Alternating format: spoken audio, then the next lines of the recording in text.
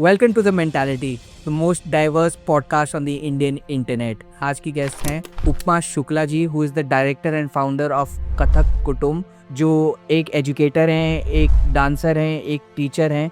आज हम बात करेंगे कथक के बारे में, about the history of Kathak, about the art forms. तो मैं बहुत एक्साइटेड हूँ, तो please make sure that you watch the entire episode. Upma ji, thank you so much. अभी तक कुछ करा है अपने करियर में, अबाउट कथक का टीचर हैं, ट्रेन डांसर हैं। तो ये प्रेम जो कथक के लिए था, ये शुरू कैसे हुआ और आपको कब लगा कि मेरे को यही करना है? हमारा पूरा घर साइंस बैकग्राउंड से है। डॉक्टर्स हैं, मेडिकल मेडिसिन्स यही है पूरे घर में, तो ऐसा कोई माहौल नहीं। तो अगर नॉलेज वाइज़ बोला जाए तो नहीं पता था कुछ भी ऐसा कुछ होता है, लेकिन जो आप बोल रहे हैं प्रेम, वो शुरू से उसको लेकर ही पैदा हुई हूँ। जी। तो वो प्रेम जब मुझे दिखाई देता था तो मुझे लगता था मेरा दिमाग हिला हुआ है, मैं पागल हूँ। क्योंकि मुझे बचपन में भी हिलते हुए पैरों में भी रिदम दिखाई देती थी, सुनाई देती थी। और मैं जब स्कूटर चलाती थी तो उसके इंजन में भी मैं उसको एंजॉय करती थी उन बीट्स को, और उसमें मुझे भी बीट्स पता चलती थी, लेकिन मैं किसी को बताती नहीं थी क्योंकि मुझे लगा शायद ये नॉर्मल नहीं। नॉर्मल। जी। तो ये तब था जब सीखा नहीं था या पता नहीं था कि कथक भरतनाट्यम ऐसे सिखाने के लिए कोई इंस्टीट्यूशंस होते हैं। हम स्कूल में पढ़ रहे हैं, लेकिन वहाँ हर डांसेस हम पार्टिसिपेट कर रहे हैं, पर घर में ऐसा नहीं है कि डांस और म्यूजिक में आपको जाना है, आपको पढ़ना है, तो एकेडमिक्स में ही जाना है। फिर कॉलेज में भी मैंने पार्टिसिपेट किया, तो वहाँ पे भी थोड़े बहुत विनिंग जीते, तो लगा डांस तो कर सकते हैं। बस कृपा रही, शायद उस रास्ते पे जाना था, हमें नहीं मालूम है, सब सामने आता गया और मैं करती गई। लेकिन एक समय पर ये हुआ कि भातखंडे कॉलेज अगर मुझे पता चला मेरी किसी सीनियर से, मैंने ज्वाइन किया तो और लोगों ने तो छोड़ दिया, लेकिन मेरा कंटिन्यू रहा क्योंकि मुझे अब वो बड़ी मुश्किल से मिला था, तो छोड़ना नहीं था। I was in BSc final year when I joined Kathak. I started learning, सीखना शुरू किया। तो आपके लिए स्कूल में नहीं था? नहीं बिल्कुल स्कूल में नहीं तब था? तक कोई अंदाजा भी नहीं था। अच्छा। तब तक मैं सब करती थी, फोक डांसेस भी कर रही हूँ, सब कुछ कर रही अच्छा। हूँ, तो बस इंजॉय करती थी, उसमें मगन रहती थी। और घर पे नहीं था तो इसलिए कोई जानकारी भी नहीं थी मुझे, तो बीएससी में शुरू किया। लेकिन क्योंकि शायद ऊपर वाले की कृपा थी, थोड़ी ब्लेसिंग रही होगी, तो जल्दी जल्दी मेरा हो गया। गुरु जी थी भी मुझ पे, मेरे गुरु डॉक्टर मधुकर आनंद जी थे, उन्होंने भी मुझ पर काम किया। और कम समय में मैंने ज़्यादा सीखा एक समय। और जो कोर्स 6 साल में होता है वो मेरा 4 साल में पूरा हो गया, ग्रेजुएशन। और उसके बाद फिर मैं मास्टर्स कर पाई, तो मैंने मास्टर्स डिग्री की। और गुरु कृपा से ये लीजिए, उसके एक अगले ही साल मुझे भातखंडे कॉलेज में प्रवक्ता के पद पर मैं लग गई। ये पूरा एजुकेशन वाला पार्ट हो गया। ये एजुकेशन है, मतलब पढ़ाई लिखाई और वो सब। आपने एमएससी वगैरह करा, उसको और कथक को दोनों को आपने बैलेंस करने ये कैसे और कितना चैलेंजिंग? हाँ, बहुत चैलेंजिंग था। चैलेंज बड़ा ये था कि बैकग्राउंड नहीं था मेरा। तो जब अगर music in classical music and dance का बैकग्राउंड नहीं है और आपके आसपास किसी को भी उसकी जानकारी नहीं है, तो आपको वहाँ से बढ़ावा नहीं मिल पाएगा। ज़्यादा से ज़्यादा वो कह रहे ठीक है, जो कर रहे हो कर लो, इससे ज़्यादा नहीं। पर पढ़ाई में कोई कमी नहीं आनी चाहिए, पढ़ना है आप जी। तो इसलिए सुबह से शाम तक कॉलेज में है, और मैंने एमएससी के समय पर अपना ग्रेजुएशन किया है कथक में, डिप्लोमा। और एमएससी खत्म करते ही इसमें मास्टर्स कथक में, और अभी मेरा डॉक्टरेट है, जो अब तक खत्म हो जाना चाहिए था, पर डिले हो रहा है कुछ परिस्थितियों की वजह से, तो अब मेरा सबमिशन है। तो मेरे को ये बताइए, कथक मतलब इतने सारे डांस फॉर्म्स हैं, नॉर्मल है, कथक में ही स्पेसिफिकली आपको क्या इतना रुझान क्या लगा कि ये स्पेसिफिक जो डांस फॉर्म है कि मेरे को यही सीखना है? और कोई भी काफी सारे क्लासिकल डांस फॉर्म होते हैं, कथक ही क्यों आपने ये बहुत अच्छा प्रश्न है आपका, क्योंकि मेरी जो शक्ल है हाँ। वो साउथ इंडियन डांसेस पे ज़्यादा सूट करती है। अच्छा। और मेरी जो भाव भंगिमा या मुद्राएं बनती थी जब मैंने सीखना शुरू किया था, तो मेरे गुरुजन, मतलब जो संगतकर्ता हमारे थे, वाद्यवृंद, वो भी कहते थे कि तुम पे भरतनाट्यम बहुत अच्छा लगेगा। हाँ। और जब मुझे पता नहीं था कि अलग अलग डिफ्रेंशिएशन नहीं पता था डांसेस के बीच में, कि अलग अलग कथक क्या, भरतनाट्यम क्या, कथकली, कुचिपुड़ी क्या, जब नहीं पता था, तो मैं भरतनाट्यम डांस ज़्यादा देखती थी और मैं उसको कॉपी भी करती थी टीवी में। तो छोटी बच्ची रात के 11 बजे टीवी को म्यूट करके, जब सब सो गए हैं, तो रात को शास्त्रीय नृत्य आता था दूरदर्शन पे, जिसको कोई लोग, ज़्यादातर लोग नहीं देखते थे, वो मैं देखती थी बचपन में, जब सीखती नहीं थी। तो उन सबको मैं कॉपी करके जब कथक सीखना शुरू किया, तो मैंने वो डाला, अप्लाई करना करा, इसीलिए मैं जल्दी आगे बढ़ पाई, क्योंकि वो सब जो मैंने पिया था बचपन में टीवी में देखकर, वो सारा फिर मेरा जो सबकॉन्शियस पे रखा था वो यूटिलाइज हुआ। कथक ही क्यों? क्योंकि उस वक्त मुझे और कोई विधा यहाँ मिली नहीं। सीखने के लिए। लेकिन मैं बहुत धन्यवाद करती हूँ कि मुझे कोई और विधा नहीं मिली, क्योंकि मैं नॉर्थ इंडियन हूँ और ये जो कथक नृत्य है ये नॉर्थ इंडिया का इकलौता क्लासिकल डांस है। इसमें क्योंकि भाषा का मुझे बंधन नहीं आता। अगर मैं साउथ का कोई डांस सीखती तो मुझे भाषा का प्रॉब्लम होता और उनके कॉम्पोजिशन सारे, तो हम कहीं न कहीं मुझे ऐसा लगता है कि मैं लिमिट में आ जाती। अभी क्या है कि मैं कितने भी प्रयोग कर सकती हूँ इसमें, और कर भी रही हूँ, करती ही रहती हूँ। जैसे कि अभी अब मैंने आपको बताया पीछे कि पीटीएसडी पे हमने कोरियोग्राफी की, जब थीम आया पोस्ट ट्रॉमेटिक स्ट्रेस डिसऑर्डर पे, इल्यूजन भी किया। तो साइकोलॉजिकल कोई भी आपका जो मेंटल स्टेट है उस पे भी हम कर पाते, क्योंकि मैं साइंस ही रही हूँ। तो डांस और साइंस को मर्ज करके चीज़ें क्रिएट कर, बहुत ही यूनिक कॉम्बिनेशन है। बहुत मुझे बहुत मज़ा आता है उसको करने में, उसको हम बहुत सारे काम कर पाते हैं। तो हमने फोर्सेस पे भी काम किया है, कोरियोग्राफी की है। जो एक्शन रिएक्शन है फिजिक्स में, उस पे भी कोरियोग्राफी की है। सारे जो फोर्सेस कैसे होता है एक्चुअली, ये कैसे करते हैं? थोड़ा सा एक्सप्लेन करके बताइए। जैसे एक फोर्सेस में हमने जैसे ग्रेविटेशन फोर्स, जो कोरियोग्राफी है वो ऐसे कि ग्रेविटेशन अगर आपको दिखानी है तो क्या होगा, हर चीज़ के लिए खिंचाव होगा। जी तो जितनी भी म्यूजिक हमने चूज की उसमें हम एक का दूसरे के प्रति खिंचाव, आकर्षण, ऊपर से नीचे के प्रति, इस तरह की हमारी कोरियोग्राफी होती है कि वो पूरा ग्रेविटेशन ही दिखा रहा है। फिर अर्थ भी दिखा रहा है, अर्थ का ग्रेविटेशन, तो जो बाकी के प्लैनेट्स हैं उसके चारों तरफ जो वर्क करे और उसकी तरह, तो हमारे जो डांसेस वो प्लैनेट्स बने हुए हैं, बीच में सन है, तो वो बिग बैंग थियरी, ये सारी चीजें हमें दिखाई है, इवोल्यूशन ऑफ अर्थ जी। तो उसका और डिस्ट्रक्शन जब होता है, जब हम लोग अति कर देते हैं, मिसयूज करते हैं नेचर का, तो फिर जो डिस्ट्रक्शन होता है, ये सारी चीजें कोरियोग्राफी में आ जाती है। कथक जैसे अभी आपने मेंशन करा कि नॉर्थ इंडियन का नॉर्थ नॉर्थ इंडिया का इकलौता क्लास। एक लौता क्लासिकल डांस फॉर्म है। थोड़ा उसका ओरिजिन बताइए कि मतलब कब से स्टार्ट हुआ एंड ये एवोल्यूशन कथक का थोड़ा उसमें आप हाँ, बताइए। जैसे अब लोग पूछते हैं, जो नए लोग हैं, पूछते हैं मैम कौन से घराने का है, अच्छा आप इस घराने का सिखाएंगे, लखनऊ घराना, जयपुर घराना है, घराने घराने म्यूजिक में होता है ना, इसमें डांस भी होता है समय भी है, कथक में अच्छा, 4 घराने, लखनऊ घराना, जयपुर घराना, बनारस घराना और रायगढ़ घराना, अच्छा 4 घराने हैं कथक में। तो अभी कथक नृत्य आया है कथा से, जी है ना? ये बहुत कॉमन है, एक लाइन कथा कहीं से पथक कहावे। तो कथक जो है कथिक भी कहलाते हैं, कथिकन भी कहलाते हैं, ठीक है? तो और जैन ग्रंथों में भी इसका जो उल्लेख मिलता है, कगुगा के नाम से मिलता है। तो इनका जो मतलब एंशिएंट ऐसा कहा जाता है, जो बुक्स में हमने जो पढ़ा है उसमें ये कि जो ईसा बोलते हैं ना, AC before Christ, after Christ, तो ईसा से भी 3-4 हज़ार 5,000 साल पहले हमारा यहाँ भारत में नृत्य और गायन और वादन का प्रचलन था। वो हमारे मंदिरों में जो कार्विंग्स हैं उनसे पता चलता है ना? जो सभ्यताएं आती हैं सिंधु घाटी और उसमें जो मूर्तियां मिलती हैं उनसे भी पता चलता है, उनकी मुद्राओं से, उनका जो कॉस्ट्यूम है, जो कार्व्ड मूर्तियां हमारे पास। मैंने स्कल्पचर पे एक रिसर्च पेपर बनाया था, तो उसमें मैंने सारा एक कलेक्शन किया था। तो उसमें गुप्त वंश, गुप्त काल जो आ रहा है या मौर्य काल जो आ रहा है, उसमें जो मूर्तियां कार्व्ड हैं उनके समय में, वो उनमें प्रॉपर कॉस्ट्यूम है डांस का, प्रॉपर उनका जो भंगिमा है, वो नृत्य की है, मुद्राएं हैं। तो ये सारी चीजें इतने 100 साल, 2-2 हज़ार साल, 5-5 हज़ार साल पुराने मंदिर हैं, तब से है। तो नृत्य तब से है। उनको फिर जब नामों में वो स्टेट के भाई धीरे धीरे जब लोग पढ़ने लगे हैं, तो वे उसमें साउंड होने लगे हैं थियोरिटिकली, तो फिर उनके नाम दिए गए राज्य के हिसाब से। उड़ीसा में जो उन्होंने अपने अपने यहाँ के वो पहने आहार्य गहने, है ना, बनाकर अपने यहाँ के कपड़े से उनका कॉस्ट्यूम बना, उनका डिजाइन हुआ, तो वो ओडिसी हो गया। अब उसका एक टिपिकल कॉस्ट्यूम अब एक परिधान हो गया, उसका एक आहार्य बन गया, देखकर ही पहचान जाएंगे ओडिसी है। कथक का अपना एक आ गया। कथक के साथ है कि इन्फ्लुएंस जो लखनऊ घराना है वो मुगल इन्फ्लुएंस है ज़्यादा, मगर इसका मतलब ये नहीं है कि उसी समय पे ओरिजिनेट हुआ। कथक था बहुत पहले से। तो रामायण काल में भी इसका उल्लेख मिलता है, महाभारत में मिलता है, आजी पर्व में, अनुशासन पर्व में और शांति पर्व में। बहुत सारे में श्लोक है, कथकाश्च परिराजन शमनश्चैव वनौकसः। ये जब अर्जुन का वनवास था तभी की जंगल में जो ट्रैवलिंग बर्ड्स हैं और जो कथक हैं और जो शमन है यानी ब्राह्मण जो मधुर आवाज में गाते हैं, ये कथा का वर्णन कर रहे हैं बहुत मधुर तरीके से। अर्जुन के साथ, अर्जुन उनके साथ है। ऐसे कई एग्जाम्पल हैं, रामायण में भी है, वैदिक काल में बहुत है। तो कथक कथा से आया। लवकुश ने भी यही काम किया था। रामायण की पूरी कथा को उन्होंने अपने हाथों की थोड़ी बहुत भावुरियाओं से गाकर मगन होकर सुनाया था। उसको कुशीलव भी कहा जाता है। तो ये सब लोग ना, चारण है, भाट है, कथक हैं, ये सब अलग अलग कम्युनिटीज हैं, समुदाय हैं, जातियाँ कह लीजिए।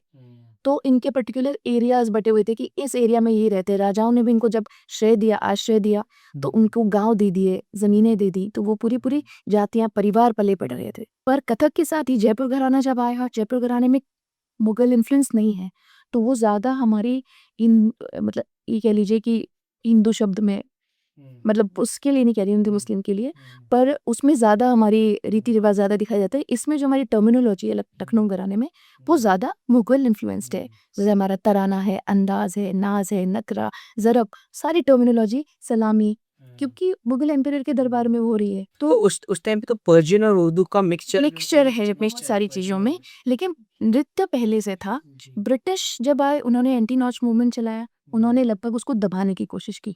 उसके पहले नृत्य खुलकर स्वतंत्र रूप से स्त्रियां भी करती थीं और बहुत खुलकर होता था। मेले भी होते थे। एक समन कहलाता है वैदिक काल में, समन होता था जब ये कुंवारी लड़कियां, स्त्रियां, प्रौढ़ स्त्रियां भी फसल जब उगी है, जब खेतों में हरियाली है, तो भाग कर जा रहे हैं, सब लोग वहाँ डांस नृत्य कर रहे हैं, आनंद ले रहे हैं, खुश हो रहे हैं। तो ये बहुत पहले से है। मैंने एक 4वीं शताब्दी का निकाला था एक रिसर्च पेपर में, चरचरी करके, 4वीं शताब्दी, वहां से उसका जिक्र निकाला, 4th सेंचुरी।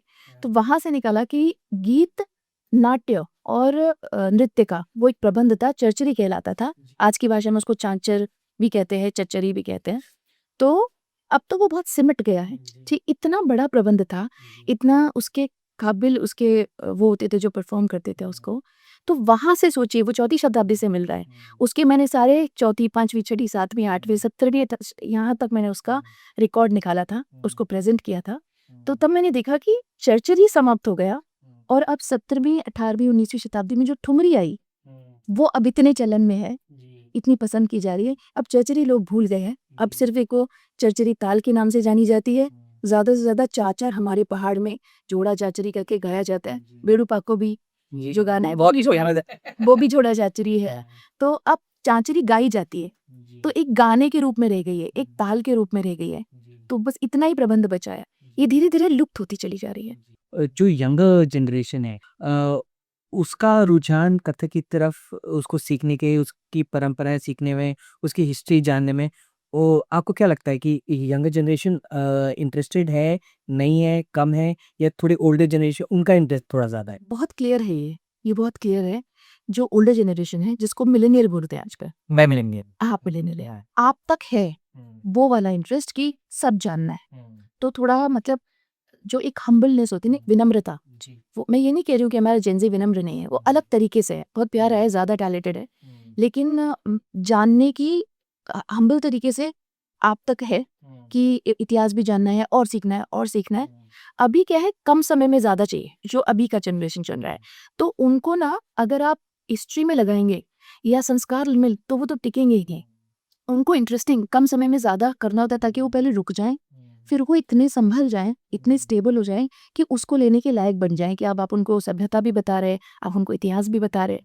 जब वो फिर पढ़ने लगते हैं, एग्जाम देने लगते हैं, तो अब यही है कि थैंक गॉड सिलेबस बना और एक लेवल्स बने कि कम से कम बच्चे को ये तो पता है कि मैं सीख रही हूँ, तो मुझे सीख रही हूँ, मैं सीख रहा हूँ, तो मुझे अब परीक्षा देनी है, परीक्षा देनी तो इतना सिलेबस प्रिपेयर करना है। तो कह लीजिए झक मार के उसको उतना पढ़ना पड़ता है। तो पढ़ते धीरे धीरे समझ में आता है। लेकिन बहुत सारे लोग अभी भी ऐसे हैं जो सिर्फ और सिर्फ एग्जाम देने के लिए समहाउ पढ़ते हैं, समहाउ लिख के आते हैं, मार्कशीट आ जाती है, बात भी खत्म हो जाती है, दोबारा उसमें घुसता नहीं है। ये डिजिटल उस पे भी आएंगे, क्योंकि वो आजकल तो यही चल रहा है ना, सब इन सबको इंस्टाग्राम पे लाइक्स चाहिए, कमेंट्स चाहिए, फॉलोअर्स चाहिए। और कम से कम समय जी। मैं ये देख रही हूँ कि अगर उन्होंने किसी से कोई बात सुनी है बच्चों ने, तो वो उसको उसी समय मतलब प्रेजेंट कर देते हैं। जैसे वो अपने आज सीख सुना है, तो उन्होंने तुरंत उसको स्क्रीन पर डाल दिया, तुरंत उसको उसके डेप्थ में नहीं जानना है और भी नहीं जानना है, मतलब खुद को गहराई तक नहीं पहुंचाना है, पहले उसको डाल देना है। शायद ये भी अच्छा है, यही समय है अब तो। पर मुझे ये लगता है कि अगर बच्चा ऐसा कर भी रहा है,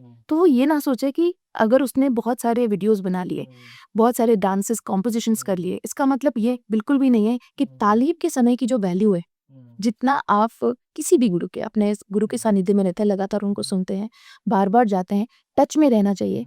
और तालीम की चाहे किसी से भी लीजिए, लेकिन आपको लगातार निरंतर, ये समुद्र है, इसकी कोई था नहीं है। आप जितना जानेंगे उतना और गहरे जाते जाएंगे। एक बार हम पढ़ना शुरू करते तो हमको लगता है मैंने कितना टाइम वेस्ट कर दिया। आज भी कल भी रात को जब मैं कुछ पढ़ रही थी तो मुझे लगा मैंने ये पहले क्यों नहीं पढ़ा, अभी तो उसमें इतना सारा बचा हुआ है। एंड देन मैं अपने साल गिनने लगती हूँ कि मेरे पास इतना टाइम है कि मैं कर लूँगी इतने समय में, इतना कुछ है जानने के लिए।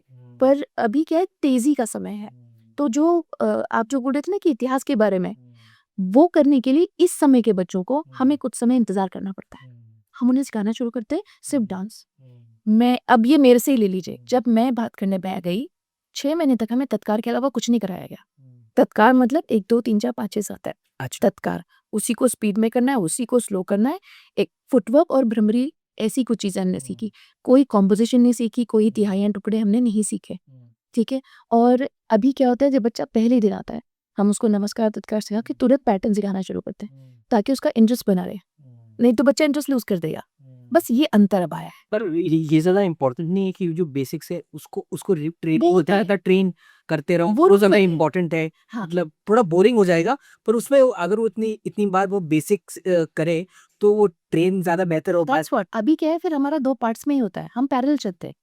बेसिक तो रोज़ करेंगे, लेकिन वो उसी क्लास में जाने से पहले और भी सीख कर जाएँगे। तो मतलब ये हम मेक श्योर करते हैं कि वह रोज़ कुछ थोड़ा नया सीखें और पुराना पूरा रिवाइज़ करें। तो मैं ये नहीं कह रही हूँ कि हम उन्हें कॉम्पोज़िशन बड़ी-बड़ी सिखाते हैं, पर उन्हें पैटर्न सिखाते हैं, जिससे उनका ब्रेन आदत हो जाए उसको कि पैर अलग चल रहा है, हाथ अलग चल रहा है, दृष्टि अलग जा रही है, ग्रीवा अलग जा रही है, शिरोभेद का भी यूज़ करना है। वो साथ-साथ धीरे-धीरे, थोड़ा-थोड़ा सबके साथ पॉलिश होना है। जी, मेरे को थोड़ा-सा जैसे आपके गुरुजी हैं मधुकर आरत जी आपके गुरुजी थे, वो जो उनकी जो लर्निंग्स हैं, आज की डेट में आप क्या यूज़ करते हैं उनको कैसे इम्प्लीमेंट करते हैं जो उनकी लर्निंग्स? मैं तो हर समय उन्हीं को वो है नहीं, तो मुझे तो वो हर समय दिखता है। मतलब मैं कुछ भी करती हूँ तो मुझे लगता है कि वो होते तो कैसे करते? वो होते तो क्या करते? या क्या कहते? कई बार मैं डाँटती भी उन्हीं की तरह, बिल्कुल वैसे ही मेरी आँखों से भी एकदम गुस्सा वैसे निकलता है। तो ये क्या है कि जो मिला है ना आपको, उसको एम्प्लीफाई करके देने का काम है। जितना मिला है उससे बढ़ाकर देना है, मगर बेस तो वही है जो उनका है। तो आज की डेट में उन्होंने मुझे सिखाया, मेरे पास पैसे नहीं भी थे तो भी सिखाया, तो फिर मैंने भी वो बना के रखा है। किसी के पास नहीं है तब भी सिखाऊँगी, सिखाती ही रहती हूँ। तो और प्लस जी-जान लगाना है। और सबसे बड़ी बात है कि वो जिस समय सिखा रहे होते थे, अगर वो हमारी गलतियाँ ढूँढ रहे हैं, उसी समय मुँह से वो हमें 2-4 काम की बातें बताते रहते थे। आपके ऊपर है, आप रखिए या छोड़ दीजिए, आपके ऊपर है। तो आज ये है कि आज की डेट में हम क्या करते हैं, नोट करवाते हैं। हम नहीं छोड़ते उनके ऊपर कि आप छोड़ दीजिए, हम कहते हैं रिकॉर्ड कर लो, ऑडियो ले लो, वीडियो ले लो, नोटबुक में नोट करो, ताकि वो उनके पास रह जाए, जब भी समय मिले देख ले। आजकल बच्चे बिज़ी ज़्यादा हैं, उनके पास बहुत सारे काम हैं, मल्टीटास्किंग करते हैं बच्चे। तो आपको उसके हिसाब से चलना है। हम अपने हिसाब से नहीं चल सकते, जैसा हमें मिला वैसा नहीं दे सकते, उससे बढ़ाकर ही देना है, ज़्यादा ही देना है। आपके हिसाब से ये सिर्फ़ एक डांस फ़ॉर्म है या एक स्पिरिचुअल प्रैक्टिस भी है? स्पिरिचुअल प्रैक्टिस है, हम तो खड़े ही उसी से हैं। मैं अभी भी छोटे बच्चों को बोलता है मुझे नहीं सीखना, मैं बोर हो रही हूँ, ऐसे छोटे बच्चे बोलते हैं। 3.5 साल की बच्ची आती है, वो रोज़ बोलती है मैं इतना ही करूँगी, मैं इतना ही करूँगी। तो हम उसको पहले तो ब्राइब करते हैं कि टॉफ़ी देंगे, ये देंगे। लेकिन थोड़े बड़े बच्चों को अब ये समझाते हैं कि आपके बाल लंबे हो जाएँगे, आप ब्यूटीफुल हो जाओगे, आप ग्रेसफुल हो जाओगे। कोई भी विधा, ये नहीं कथक, कोई भी शास्त्रीय विधा अगर आप सीख कर रहे हैं, आपका ब्रेन, आपको पता है सारे जो हमारे हॉर्मोन्स हैं, तो वो पॉजिटिव जितने भी अच्छे हैं हमारे लिए, उनका तो सिक्रेशन बिल्कुल 100% है। उसके बाद जो मेडिटेशन है, जिन बच्चों को भी हम फुटवर्क देते हैं, अगर उसको पता है कि अभी राइट, लेफ्ट, फिर लेफ्ट, राइट है, वो मैनेज कर रहा है। मैंने आपको अभी क्या बताया, मैं पैटर्न सिखाती हूँ, तो फर्स्ट डे भी अगर मैंने उसको पैटर्न सिखा दिया और गिनती के अलग-अलग पैटर्न बताए, वो क्या करेगा? वो कुछ और सोच ही नहीं सकता है। वो अपनी आँख बंद करेगा और उस पैटर्न को दिमाग से पक्का करके पैरों में निकालेगा। वो मेडिटेशन ही तो है। जिस वक़्त आप कुछ और नहीं सोच रहे, एक काम पे फ़ोकस करें, दैट इज़ योर ध्यान। तो ये तो स्पिरिचुअल प्रैक्टिस पक्के से है। और हमें हमारे महाराज जी कहते थे, बिरजू महाराज कहते थे और हमारे गुरुजी कहते थे, अभी मैं जिनके सानिध्य में हूँ, पद्मश्री डॉक्टर पुरुदत्त जी और डॉक्टर विभा दत्त जी, ये सारे लोगों ने क्या किया है, पूरा जीवन इसी में, मतलब उन्हें कुछ दिखता ही नहीं है। जब हम डांस करते हैं, अगर मैं आपको भी अभी सामने आप खड़े हो जाएँ, मैं आपको सिखाने लगूँ, अगर मैं करने लगी, मुझे आप भी नहीं दिखेंगे। हमें कुछ मतलब ट्रांस में चले जाते हैं। आस-पास क्या चल रहा है, एक है कि 1000 है, कोई भी नहीं है कि बहुत सारे, कुछ भी नहीं पता चलता। आप ट्रांस में चली जाती हो तो फिर वो क्या है? स्पिरिचुअल ही तो है। और सबसे बड़ी बात है, मैं बहुत ही डंके की चोट पे कहती हूँ सबसे, अगर आप घुस गए किसी भी एक विधा में, मैं कथक की हूँ तो कथक की बात करती हूँ, आपको डिप्रेशन, एंग्ज़ायटी ऐसा कुछ भी नहीं होगा अगर आप कर रहे हैं। छोड़ देंगे तो मैं नहीं कह सकती, लेकिन अगर आप उसमें डूबे हुए हैं, आप किसी भी दुख में डूबेंगे नहीं, ये आपको निकाल के बाहर करा देगा। तो जैसे अभी हमने मेंशन करा कि जो मिलेनियल्स हैं और जो यंगर जनरेशन है, हाँ। क्यूरियोसिटी वगैरह होती है और काफ़ी सारी चीज़ें, और वो अंदर से एक अर्ज होती है सीखने की। जैसे आजकल तो डिजिटल का ज़माना है, जी। जैसे इंस्टाग्राम वगैरह हो गया, उसको हम कैसे लेवरेज कर सकते हैं? वो कैसे लोगों तक कथक कैसे पहुँच सकता है डिजिटल माध्यम के ज़रिए? इट्स वेरी रिच नाउ और बहुत अच्छा भी। ज़्यादा से ज़्यादा मैं पहले सोचती थी कि जो लोग ऐसी जगहों पे बैठे हैं जिनके घर पे अलाउड नहीं है, या फिर उनको ऐसी जगह पे रहते हैं जहाँ पे कोई सिखाने वाला नहीं है, वो लोग क्या करते होंगे? ये प्रतिभा, मतलब मेरे मन में आता था कि कैसे पहुँचे सब तक? मैं पहुँचूँ ना पहुँचूँ, कोई तो पहुँचे, ऐसा। अब ये डिजिटल माध्यम क्या है, फ़ोन सबके हाथ पे है, और उसके बाद इतने सारे फेसबुक, यूट्यूब और आपका इंस्टाग्राम, ये तो सबसे ज़्यादा है। हुँ। भाई ये माध्यम तो, अगर आप इसे प्लस में कहें तो मैं कहूँगी 70-80 प्लस ही है परसेंट। 20% माइनस इसलिए है, हड़बड़ी जो बच्चों में आ गई है कि मुझे बस अभी, मतलब आज मैंने सीखना शुरू किया 1 डेढ़ महीने के अंदर ना, क्योंकि आते हैं हमारे पास ऐसे लोग, मैम मेरे को रील डालनी है। अभी हाथ पैर अलाइंड हुए ही नहीं है, एंगल अलाइंड हुए ही नहीं है, लेकिन तो हम बहुत रिक्वेस्ट करते हैं कि आज तो रील डाल। ऐसे सॉरी मैं आपको इंटरप्ट कर रहा हूँ। ये जो बच्चे बोलते हैं जिनको जो बोल रहे हैं कि रील डालनी है, हाँ। तो वो जिसको इंग्लिश में बोलते हैं इंस्टेंट ग्रैटिफिकेशन। हाँ जी। अभी मेरे को आप अभी चाहते हैं जल्दी से जल्दी, क्यों? जी। क्योंकि वो बहुत टाइम से लोगों को देख रहे हैं, उनको देख के लगता है मैं भी ऐसा करूँ। जी। अब उन्हें टीचर मिल गए, उनको इंस्टीट्यूट वो सीखने आ गए, तो अब उन्हें लगता है मैं कितनी जल्दी करूँ। वो ये यंग बच्चों में ज़्यादा है, तो उन्हें समझाना होता है कि तुम डाल तो दूँगी, चलो हम तुम्हें सिखा भी दें। हम सिखा तो देंगे पर बॉडी में उतना सौंदर्य, उतना जो ग्रेस है वो नहीं आएगा, क्योंकि अभी शुरुआत है, सारी बॉडी पे जर्ब मार रही है। तो आप ना 1 साल बाद खुद ही को कोसोगे कि मैंने ये डांस क्यों डाला? क्योंकि 1 साल बाद आप बेटर हो जाएँगे। तो फिर हमें रिक्वेस्ट करना पड़ता है कि 2-3 महीना, 6 महीना आप वेट करो, करो पहले। आपको पता चलेगा कि 6 महीने बाद आज का वीडियो बना लो, 3 महीने बाद फिर यही वीडियो बनाना, फिर देखना कितना डिफरेंस आएगा। देन यू विल अंडरस्टैंड मुझे ये कब डालना है। हम खुद ही आपको बता देंगे कब डालो। छोटा-छोटा हम खुद ही प्रिपेयर करा देंगे, बट समय तो दो। तो कुछ बच्चे जेन्युइन होते हैं, उन्हें पता नहीं होता है कि मेरे पास पेरेंट्स आते हैं, मैम डांस डे डांस में जाना है, कब तक चला जाएगा? ठीक है, 1 महीने में हो जाएगा? मैम कितना कोर्स होता है? 1 महीने में कितना हो जाएगा? 10 दिन की छुट्टी है मैम, कब तक?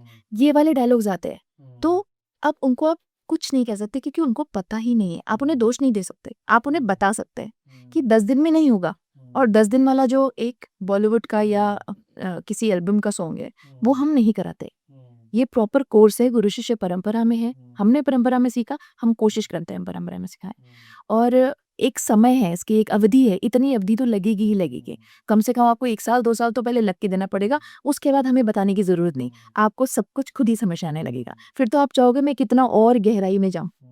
तो हमारे पास जो लेडीज़ आती हैं, वो ये कहती हैं कि मैं तो कर नहीं पाऊँगी, मेरी एज ज़्यादा है, मेरे जॉइंट्स में प्रॉब्लम है, ऐसा तो कथक तो बहुत विगरस होता है। मैंने कहा हाँ, तो मत कीजिए, आप लाइट कीजिए शुरू में। क्योंकि ये मेरा मैं बताना चाहूँगी इसके लिए कि लेडीज़ के लिए मैं स्पेशली मेरी डेडिकेशन है। उनको कुछ दें, ना दें, उनके पास हो ना हो, क्योंकि वो सब परिवार को समय देने के बाद अब निकलती हैं अपने घरों से अपनी खुशी ढूँढती हुई। तो फिर वो जितना भी कर पाएँगी मैं कराऊँगी उनको। मैंने कहा आपके जॉइंट्स हिलेंगे, आपके मूवमेंट्स बेटर होंगे, आप किसी फंक्शन में करोगे, तारीफ़ मिलेगी, खुशी मिलेगी, आप करो। लेकिन आपको पता है, एक भी बंदे ऐसा नहीं है जिसने 2 महीने लगातार किया हो लाइट। वो 2 महीने बाद ये ना बोले कि मैं प्योर सीखूँगी। आप सारी वो लेडी, चाहे वो 56 की हो, 58 की हो, 54, 48, ये लोग प्योर सीख रहे हैं, विगरस तत्कार कर रहे हैं, प्रॉपर तिहाइयाँ फुटवर्क कर रहे हैं, भ्रमरी कर रहे हैं, सब कुछ कर रहे हैं और रेगुलर है। उपमा जी, आपने फोर्स जैसे कोरियोग्राफी भी बनाई जिसमें फिजिक्स के लॉज को इम्प्लीमेंट वगैरह करके, कितना चैलेंजिंग होता है ये कि एक सब्जेक्ट है फिजिक्स है या उसके लॉज है, जैसे वे अभी अपने मेंशन कराएं बिग बैंग थ्योरी वगैरह, तो उसको डांस में इंकॉर्पोरेट करना कितना चैलेंजिंग रहता है। एक होती है आपके पास बुक है, ठीक है? उसमें फोर्सेस सारी निकले लिखे हुए हैं, ठीक है? अभी जैसे मैंने आपको स्ट्रेस डिसऑर्डर की बात बताई, पीटीएसडी की बात बताई, ये लिखा हुआ है। आप पढ़ने में आपको इंटरेस्ट नहीं है, लेकिन आपको प्रोग्राम डांस देखने में बहुत इंटरेस्ट है, तो वो ये तो माध्यम है ना। वाचक मतलब बोलने, आप अपने वाणी से बता सकते हैं, कोई बात समझा सकता है। टीचर क्या करता है, जो बुक में लिखा हुआ है उसी को थोड़े आसान तरीके से बच्चों को बोलकर समझाता है, ठीक है, हम क्या करते हैं उसको और अभिव्यक्त कर देते हैं भाव भंगिमाओं से, अपने अंग प्रत्यंग उपांग यूज करके, अपनी दृष्टि यूज करके, अपने डांस की कोरियोग्राफी करके, वो कैरेक्टर्स को, पेड़ है या वो जो फोर्सेस है उनको हमने डांसर्स मतलब उसको सामने जीवंत कर दिया और फिर उसको स्टेज पर मंचित किया, तो लोगों को वो दिख रहा है। जो चीज दृश्य होती है वो ज्यादा देर समय तक दिमाग में टिकी रहती है, वो जल्दी आपको प्रभावित करती है, जल्दी समझ में आती है। तो अगर ये माध्यम थोड़ा कम इंटरेस्टिंग है तो वो माध्यम ज्यादा इंटरेस्टेड है, जल्दी समझ में, और लोग डांस के तौर पे देखेंगे लेकिन कुछ ना कुछ मैसेज लेके जाएंगे। तो ये सब जो आप बोल रहे हैं मैंने किया, मतलब बेसिकली ये बोरिंग नहीं है जी। करने वाले के लिए चैलेंजिंग है। चैलेंज क्या है, ये जो थीम है ये स्टेज पर इतनी तो हो जाए कि लोगों को समझ आए। ऐसा ना, जैसे नहीं होता है कि किसी की ड्राइंग अच्छी नहीं, उसने ऐसे लाइनें खींच खींच कर एक गाय बनाई और उसको लिखना पड़ा कि गाय, समझ में नहीं आए, है ना। एक होता है कि बनाई तो बस सामने से अरे वाह क्या, देख के ही पता चल देख कर ही पता चल जाता है। तो ऐसे ही कोरियोग्राफी में भी चैलेंज है ना, हमने तो कर दिया, मुझे लगा हाँ ये दिख रहा है, मेरा ये वाला फोर्स है, ये मेरा इल्यूजन दिखाई दे रहा है, दृष्टि पे नजर आ रहा है, क्लियर है, मुझे आ रहा है क्योंकि मैं जो सोच रही हूँ, पर ऑडियंस को आ रहा है कि नहीं, ये चैलेंज है कोरियोग्राफी में कि एकदम सामने बिल्कुल क्लियर समझ में आए। लेकिन क्लियर समझ में आया तो आप सही जा रहे हैं। अगर किसी स्टूडेंट को साइंस और आर्ट्स दोनों पसंद हो तो कथक का आर्ट फॉर्म उन दोनों को कैसे कनेक्ट कर सकता है? मान लीजिए आपको साइंसेस से बिल्कुल आप कोई सरोकार आपका कभी नहीं रहा, साइंसेस या ऐसा कोई भी टॉपिक, अभी तो मैं साइकोलॉजी की भी बात करी थी, तो क्या होगा, आप पहले आपको अपना विषय आता है, मुझे मेरा विषय सिर्फ कथक आता है और मैं दूसरे विषयों के बारे में कुछ नहीं जानती, तो मैं पहले क्या करूंगी, क्योंकि कथक में मेरी थोड़ी नॉलेज है, तो मैं अब दूसरे विषय के बारे में जाकर नॉलेज लूंगी। अगर मेरा मन है दो टॉपिक्स को मर्ज करने का, दो डिफरेंट एकदम जॉनरास को मर्ज करने का, तो अब जाके मुझे जो आप बोल रहे हैं फिजिक्स, अब मुझे जाके फिजिक्स के टीचर से, फिजिक्स के नॉलेजेबल बंदे से मिलना पड़ेगा और उनसे भी बोलना पड़ेगा भाई जरा मुझे ये फोर्सेस समझाओ, तो समझा देगा। अब वो मेरी इमेजिनेशन में चल रहा है, फिर मैं अपना काम करूंगी, फिर मैं अब दोनों को मर्ज करूंगी। I will go and understand first. और अगर कोई पहले से उस बैकग्राउंड का है तो उस पर काम नहीं करना पड़ेगा, वो सीधा अपनी क्रिएटिविटी यूज कर सकता है। पहले अपनी क्रिएटिविटी, अपना जो उसका कंपोज करने का, उसका जो खुद का टैलेंट है, जो अपनी ब्लेसिंग है, फिर उसकी मेहनत, उसकी जो एफर्ट्स है, और ऑडियंस को वो क्या देना चाहता है, सोसाइटी को वो क्या मैसेज देना चाहता है, कितना काम करना चाहता है वो सोशली, या सिर्फ अपने लिए कर रहे हैं, सिर्फ लिमिटेड ऑडियंस के लिए कर रहे हैं, कौन सी ऑडियंस के लिए कर रहे हैं, अकॉर्डिंगली वो कोरियोग्राफ करेगा। लेकिन अगर वो साइंसी है तो जरूरत ही नहीं है, वो दोनों में जानकार है, पटाख से कर ली।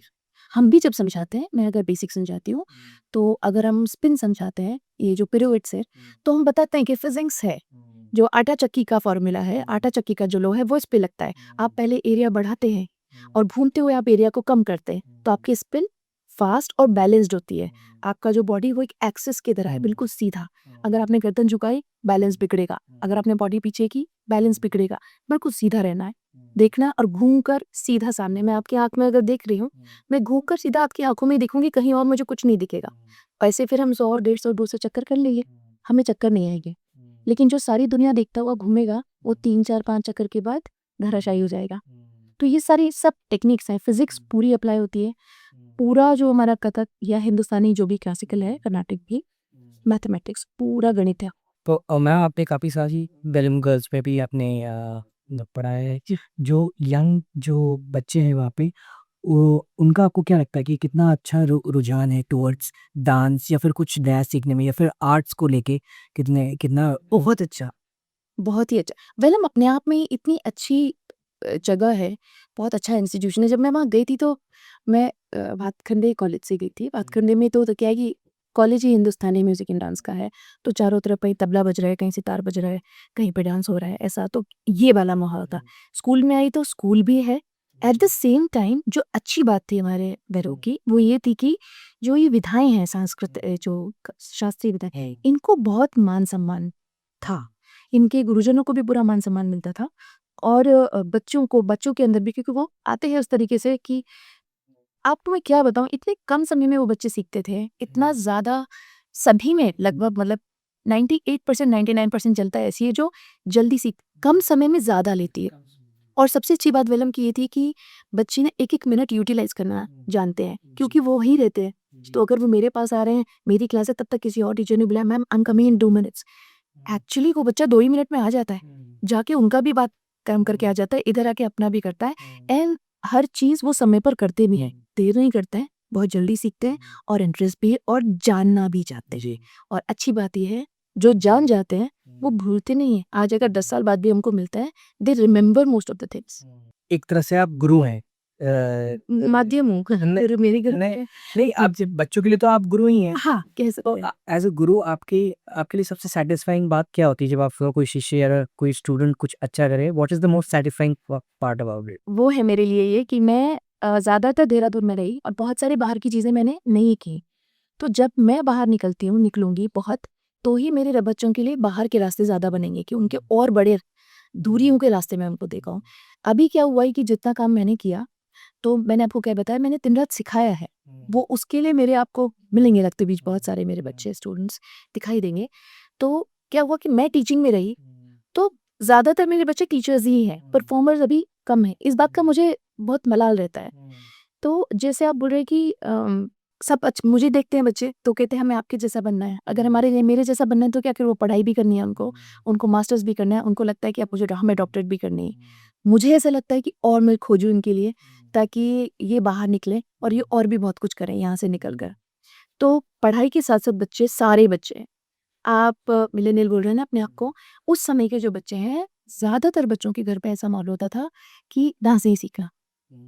बहुत कम पेरेंट्स, अभी तो सब सपोर्ट करते हैं, तब कम था, ठीक है? तो अगर डांस करना है, तो ये काम पूरा होना चाहिए, यानी तो फिर वो बच्चा क्या करता था, घर के काम निपटा कर या तो आएगा या फिर क्लास कम समय के लिए करके जल्दी घर जाएगा ताकि वो काम निपटा ले, ताकि किसी को उससे शिकायत ना रहे। वो पढ़ाई भी समय पे करेगा, होमवर्क भी खत्म करेगा, घर में जो माँ की हेल्प करनी है, किचन में काम करना है, वो सब भी करेगा और तब वो क्लास आएगा ताकि उसे कोई टोके ना। ये वाला जो जुनून है, ये इसने उन्हें बहुत कुछ दिया है। आज वो सारे बच्चे काबिल हैं, बहुत अच्छा काम कर रहे हैं। They are working also, job भी कर रहे हैं और अपने स्कूल्स भी चला रहे हैं और कम से कम 100-150 बच्चे उन बच्चों के पास है। जी, एक चीज़ मैं मेरे को बहुत ही इंटरेस्टिंग लगी, आप अंडर प्रिविलेज्ड स्टूडेंट्स के साथ, बच्चों के साथ भी काम करती हैं। So what was your inspiration behind doing that? अभी तक मैं जॉब में थी, सैलरी है अपने पास, है ना?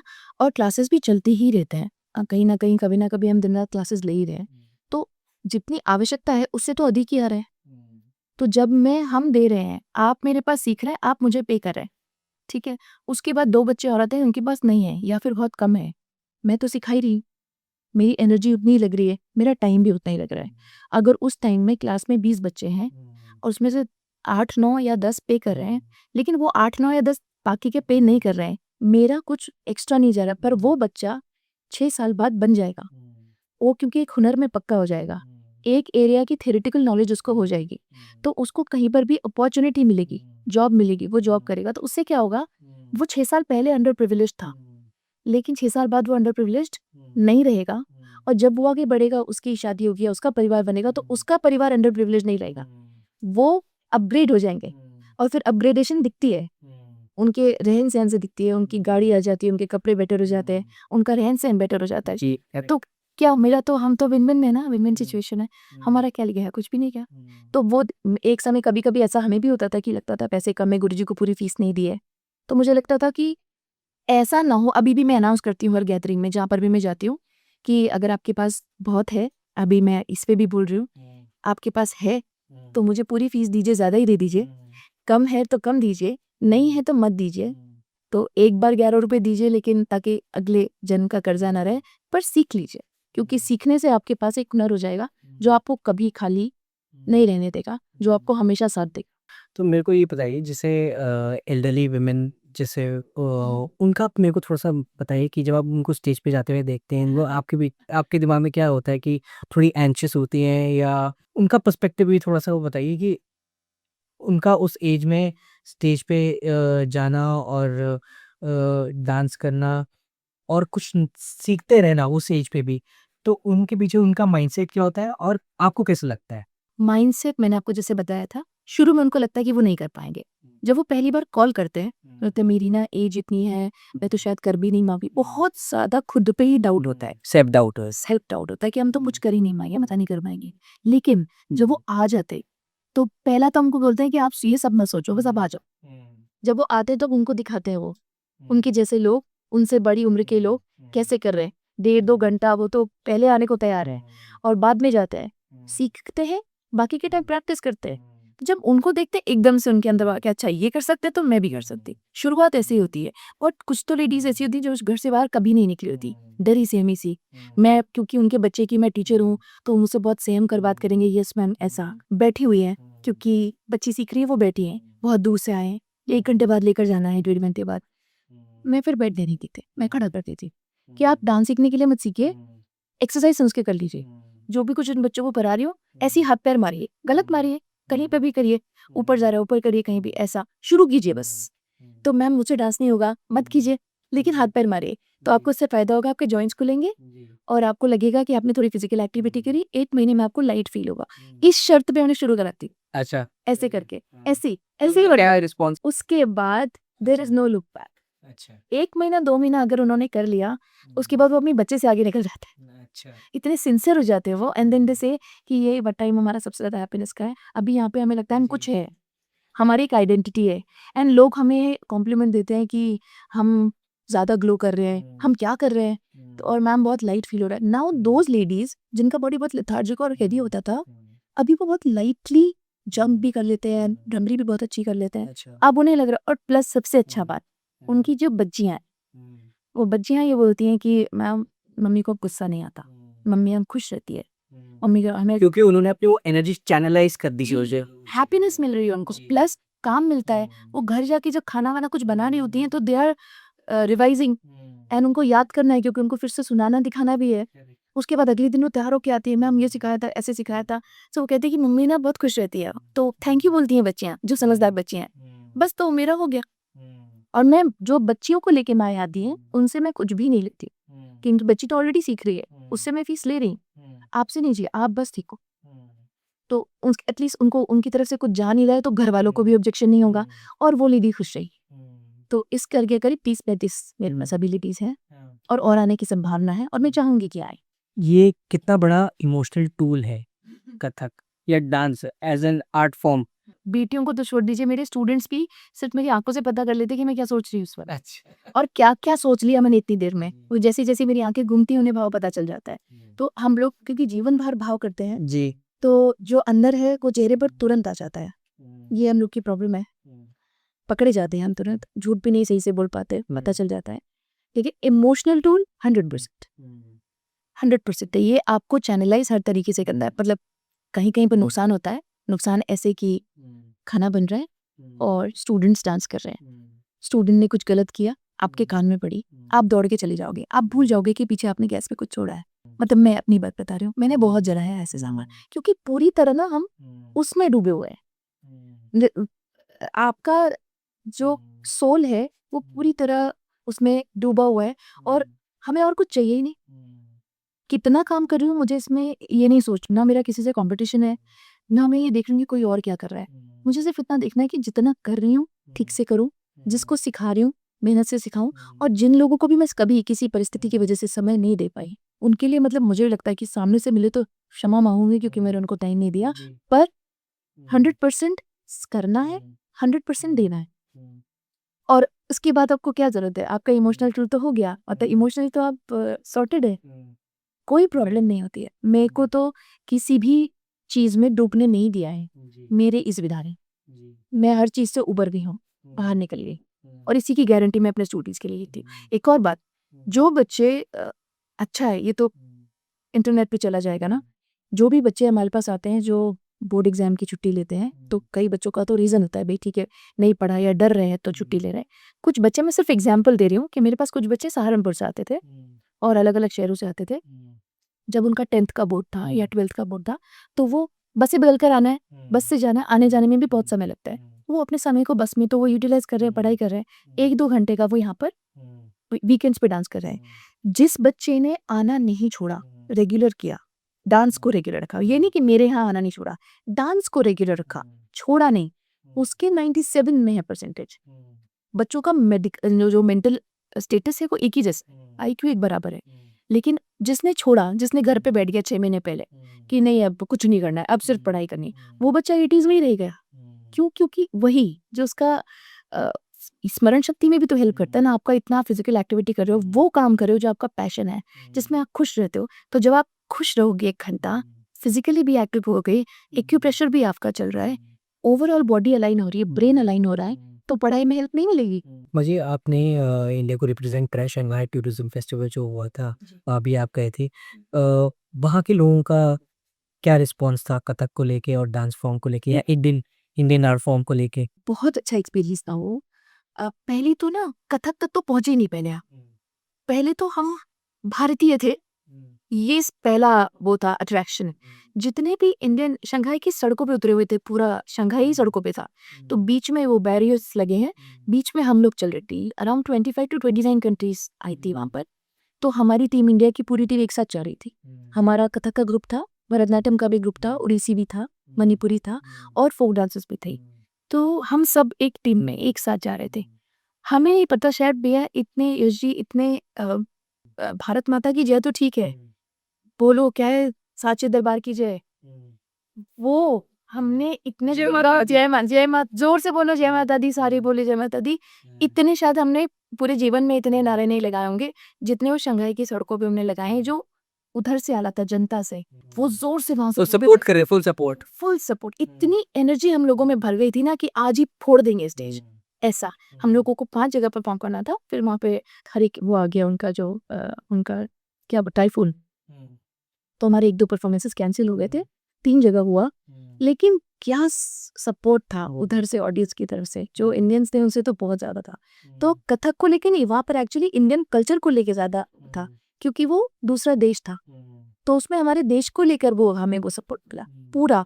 वो फोक के लिए भी उतना ही था प्यार उनको, भंगड़ा के लिए भी उतना ही प्यार था जितना कथक के लिए था, जितना भरतनाट्यम के लिए था। ओवरऑल पूरी टीम को प्यार मिला, से हाथों तो मिलिया लोगों ने। तो हम कुछ क्वेश्चंस थे उनके, मतलब जो local local what is this music in your feet? जब हमारे घुंघरू हम अच्छा, फिर से what is this music in your feet, हमारे पीछे पीछे आए चल के, ये क्या है, उसको छूने के लिए, उसको बजाने के लिए है, ऐसे करके देखने के लिए। फिर हमारा देख कचरा बजरा, जो बच्चे थे वो ज्यादा उनको उनके बच्चे थे, बट बहुत कम लोग हैं जो इंग्लिश बोल रहे थे। वो लोग जो लोग हमें मिले हैं चाइनीज ज्यादा बोल रहे थे, तो इशारे से भी बात की लोगों ने। कुछ लोग इंग्लिश में पूछ रहे थे उनसे कि ये क्या है, इसको क्या कहते हैं। गार्लियंस के बारे में हमारे पूछ रहे थे, हमारा काजल भी देख रहे हैं, तो पूरा मेकअप का, हमारी कॉस्ट्यूम को।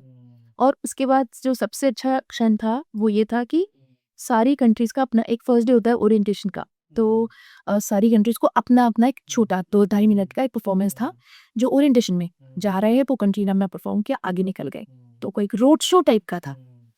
उसमें जब हम लोग लौटे हैं तो क्या कहते हैं, सारे लोगों ने हमारी कॉस्ट्यूम्स को लेकर, जैसे हम जब हम घूम रहे हैं तो हमारी भ्रमरी लगातार कई सारे चक्कर हुए, हमारे हमारे घुंघरू हुए, तो उसी को उन्होंने पपी हमसे सीखने की कोशिश की। बाद में जब सारा रोड शो हो गया तो सारी कंट्रीज ने मिलकर एक साथ डांस किया। तो अच्छा, हम लोगों ने उनके, आपके हमारे मेरे वीडियोस हैं थोड़े बहुत, मैंने इंस्टा पे भी डाले हैं, कि हम लोगों ने उनके जैसे डांस सीखा, उन्होंने हमसे सीखा। फिर ग्रुप में हाथ जो पकड़ते चले गए और एक म्यूजिक पे पूरी अराउंड 10-12 कंट्रीज मिल गई थी, लंबी लाइन बनी हुई थी पूरी रोड पे, एक बड़ा घेरा बना हुआ था, पता नहीं कितनी दूर तक गया था, कई 100 मीटर्स तक, और सब चल रहे थे और डांस कर रहे थे। आपको सबसे सेटिस्फाइंग चीज क्या क्या लगी है, विच इज एजुकेशनली इंक्लाइंड या आर्ट को लेके ज्यादा इंक्लाइंड है? आपको सबसे सेटिस्फाइंग चीज क्या लगी है आपको? वो एक बार वो मोमेंट आया था जब मुझे ये पता, एक देखिए सबकी लाइफ में एक बार ऐसा जरूर होता है जब उसे ये नहीं पता होता मुझे एक्चुअली क्या करना है, मतलब इंटरेस्ट की तरफ भी भाग रहा होता है, पर उसे एक एज होती है बच्चों की जब उन्हें ये नहीं पता होता उनका करियर किस दिशा में बनने वाला है। मेरे साथ भी ऐसा था।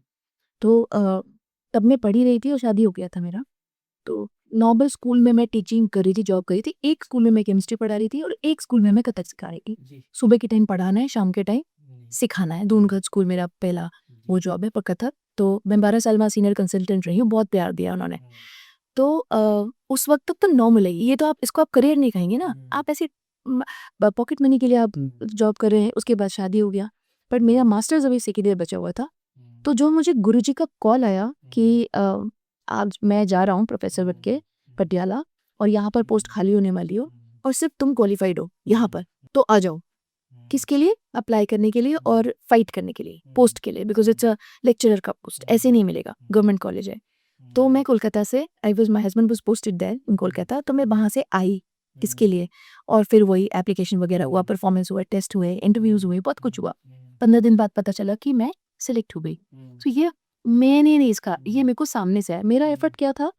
लगे रहे ना, और मैंने वो अपनी पढ़ाई और वो सीखना जो रोका नहीं, जो मैं डिप्लोमा करके रुकी नहीं और मुझे डिग्री करने का जो जुनून था कि मुझे आगे पढ़ना है, वो मेरे काम आया। 2005 में मेरी डिग्री आई है और 2006 में मैं अपॉइंट हो गई एज ए लेक्चरर बात करने में। वहाँ पर तब तक मैं केमिस्ट्री इसके पहले पढ़ा रही थी। 12th में अनसॉल्व पेपर्स होते हैं, चेन पे अनसॉल्व पेपर्स होते हैं, आप वो करा रहे हो, तो मैं उसमें उलझी हुई थी, सिखा रही थी।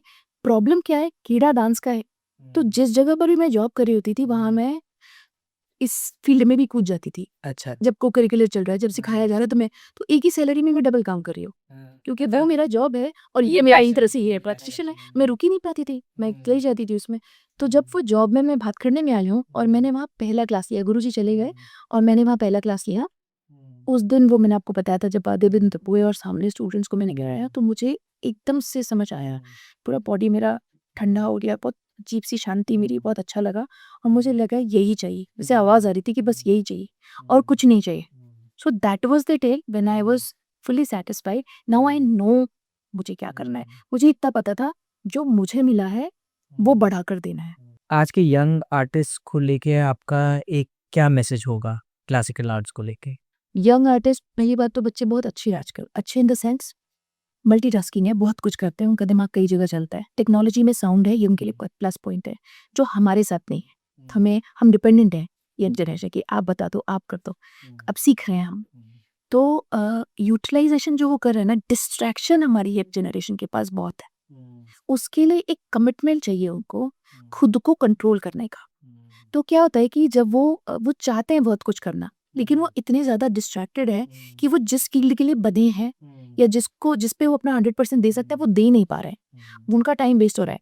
सनसेट और सनराइज और सनसेट, सूर्यास्त और सूर्योदय का समय नहीं बदलता, वो वही रहता है। आपको एक्स्ट्रा टाइम तो नहीं मिलेगा, इसी में आपको मैनेज करना है। तो ये जो समय जो आप यंग जनरेशन चाहिए है, उनका एक लिमिटेड टाइम है। इस टाइम को उनको डिस्ट्रैक्शंस को दूर करके, फ़ोन को लेट नाइट यूज़ ना कर सभी लोग बोलते होंगे, मैं बहुत क्लीशे बोल रही हूँ ये वाला, लेकिन ये बहुत बड़ी प्रॉब्लम है कि बच्चे बहुत डिस्ट्रैक्टेड हैं, प्लस कई चीज़ें कर रहे हैं, तो वो डिसाइड नहीं कर पा रहे उन्हें करना क्या है। उस वजह से वो एक दिशा में अपना फोकस नहीं कर पा रहे हैं, तो वो बन नहीं पा रहे, जबकि बन सकते हैं। बच्चे बहुत ब्रिलियंट हैं, बहुत अच्छे बच्चे, बस ये कि वो अगर खुद पे कंट्रोल करें। उपमा जी, ये थोड़ा फन राउंड है, रैपिड फायर राउंड है, तो छोटे क्वेश्चंस रहेंगे, आपको ज़्यादा टाइम नहीं लगाना है, जो आंसर करते हैं। मैम, कथक का एक वर्ड जो आपके लिए सब कुछ डिफाइन करता है? मेरे लिए है नृत्यम शाश्वतम। अच्छा, ये इसका मेरा मतलब बता लोगों दीजिए। शाश्वत है, मतलब वही सत्य है हमारे लिए। जो कुछ मेरे लिए नृत्य ही मेरा जीवन है, मेरे जीने का आगे का ध्येय भी यही है और मेरा जो पास्ट है वो भी नृत्य ही रहा है। तो मेरे लिए और जो भी लोग मुझसे जुड़े हैं नृत्य के माध्यम से, हम सबके लिए नृत्य ही शाश्वत है, वही सत्य है, वही सबसे पहले है, सर्वोपरि है। तत्कार या अभिनय आपका पर्सनल फेवरेट? अभिनय, कोई स्पेसिफिक रीजन? मैं अच्छी हूँ उसमें। अच्छा, स्टेज परफॉर्मेंस या स्टूडेंट्स को सिखाने में ज़्यादा हैप्पीनेस किस? दोनों का वो अलग है हैप्पीनेस, दोनों ही बहुत। सिखाने में ज़्यादा हैप्पीनेस इसलिए है क्योंकि आप उसका रिफ्लेक्शन देख पाते हैं और आप अपने जैसे कई खड़े कर पाते हैं, तो ये ज़्यादा सेटिस्फेक्शन ये ज़्यादा देता है कि आपके पास जो है वो बहुत सारे लोगों में अब नज़र आ रहा है। अगर आप कथक डांसर नहीं होती तो क्या होती? मैं टीचिंग नहीं रहती, टीचिंग मुझे शुरू से एजुकेशन इन द सेंस मुझे इम्पार्ट करना अच्छा लगता है। जो मेरे पास है ज़्यादा से ज़्यादा लो, रिसीव करो और ज़्यादा से ज़्यादा बाँटो। आपके गुरु से मिली एक एडवाइस जो आप कभी नहीं भूलती? वो कहते थे, लंबी रेस का घोड़ा पहले धीरे भागता है। तो साधना अगर करनी है तो पहले ही दिन से स्पीड नहीं पकड़नी है, पहले धीमे धीमे साधो, तो स्पीड आपको स्पीड के पीछे नहीं भागना, गति आपके पीछे आएगी, आपकी स्पीड खुद ही बढ़ जाएगी। तो साधु, हर किसी भी चीज़ को साधो, धीमे धीमे आराम से उसमें लग जाओ। एक राधा या म्यूजिक पीस जिस पर परफॉर्म करना आपको सबसे ज़्यादा पसंद है? पसंद तो देखिए, अभिनय में तो कई मतलब अलग अलग भाव है, अलग अलग रस है, तो सभी में। पर मैंने सबसे पहले जो घाव किया था, क्योंकि मैं बहुत कम समय हुआ था सीखे हुए, तो गुरुजी ने मुझे खंडिता नायिका कराई थी, एक ठुमरी, तो वो मुझे पसंद है। और जनरली मुझे भजन पे अभिनय करना बहुत पसंद है। इंटरनेशनल ऑडियंस या इंडियन ऑडियंस, कहाँ परफॉर्म करना ज़्यादा चैलेंजिंग लगता है आपको? इंडियन ऑडियंस, जिनको नॉलेज है। चैलेंजिंग वहाँ है जब आपकी ऑडियंस को ज्ञान है। प्रैक्टिस करने का फेवरेट टाइम क्या है, मॉर्निंग या लेट नाइट? प्रैक्टिस करने का सबसे अच्छा समय मॉर्निंग है। आपके हिसाब से एक ग्रेट कथक डांसर की सबसे इम्पोर्टेंट क्वालिटी क्या होती है? कंसिस्टेंसी। कथक को 3 वर्ड पे डिस्क्राइब करना हो तो आप कैसे करेंगी? 3 वर्ड में हम करते हैं। जो हमारा बोल है वो है ता थे तत। तो उसका अर्थ ही है ता थ और थे ई ता थे ई त थ ई। तो तन से इस थल पर यानी धरती पर मैं जो भी करूं ईश्वर के लिए करूं। तो हम वही कर ही रहे हैं। अब मैं ईश्वर के लिए कर रही हूँ, साथ में अपने गुरुजन के लिए कर रही हूँ। मेरे उनको प्रणाम भी करूंगी मैं, क्योंकि उनको नहीं करूंगी तो ये गलत हो जाएगा। तो मेरे गुरुजी हैं डॉक्टर मधुकर आनंद, और मुझे जो आशीर्वाद और प्यार मिला है ये पंडित राजेंद्र गंगानी जी हैं जयपुर घराने के, और माँ मालती श्याम हैं, इनसे बहुत प्यार मिलता है। और पीएचडी के मेरे जो गुरु हैं पद्मश्री पुरुदत्त जी, डॉक्टर पुरुदत्त जी और डॉक्टर विभा जी, इन लोगों से भी बहुत प्यार सानिध्य गाइडेंस मिलती है। इनके अंदर मेरे पीएचडी चल रहे हैं, तो इनको मैं अपना अब कुछ भी करूंगी तो उनको नमन किए बिना तो नहीं करूँगी। परफेक्ट पाजी, थैंक यू सो मच। हमने काफ़ी सारी चीज़ें आज बात करी, इतनी चीज़ें मैंने सीखी, और पॉडकास्ट में हमारे जो व्यूअर्स हैं उन्होंने भी काफ़ी सारी चीज़ें सीखी होगी। इस कॉन्वर्सेशन के लिए बहुत बहुत शुक्रिया। बहुत सारी मुझे नॉस्टैल्जिया हो जो हुआ मुझे कई बार आपने ऐसे क्वेश्चंस पूछे। तो thank you for coming and had a wonderful conversation. Thank you. जी, नाइस डे।